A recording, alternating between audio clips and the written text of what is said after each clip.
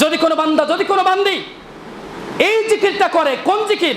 লা ইলাহা ইল্লাল্লাহু ওয়াহদাহু লা শারীকা লাহু লাহুল মুলকু ওয়া লাহুল হামদু ওয়া হুয়া আলা কুল্লি শাইইন কাদির।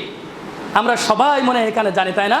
যাদের জানা নেই তারা দ্রুত গতিতে আপনারা মুখস্থ করে নেবেন। নবী করিম সাল্লাল্লাহু আলাইহি সাল্লাম বলছেন, যেই বান্দা, যেই বান্দি এই জিকিরটা করলো দিনে 100 বার। দিনে কয়বার? সবাই বলেন 100 বার।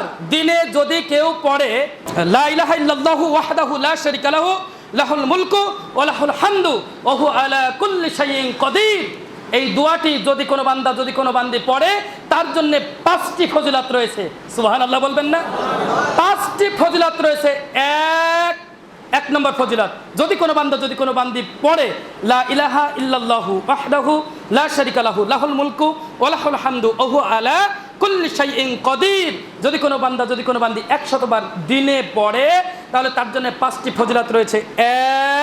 এক নম্বর হচ্ছে 10 জন রাসূল সাল্লাল্লাহু আলাইহি ওয়াসাল্লামের জামানায় 10 জন গোলাম আজাদ করলে যেই পরিমাণ নেকি হয়, ওই পরিমাণ নেকি ওই বান্দা, ওই বান্দির আমলনামায় লিপিবদ্ধ করে দেওয়া হয়।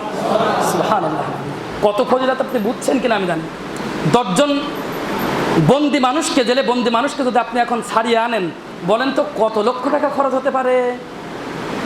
বুঝছেন কিনা বিষয়টা? বুঝছেন কিনা বিষয়টা? জি।